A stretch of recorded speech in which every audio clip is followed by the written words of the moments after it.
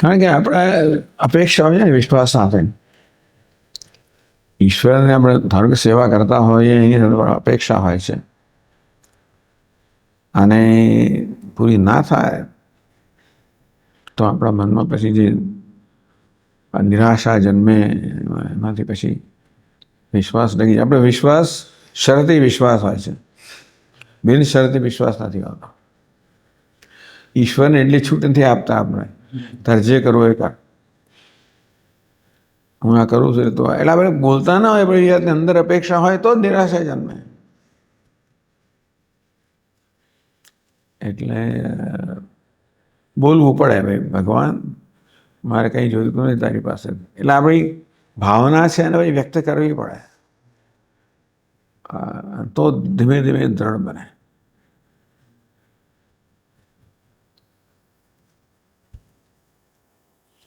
આશા હોય તો જ નિરાશા જન્મે.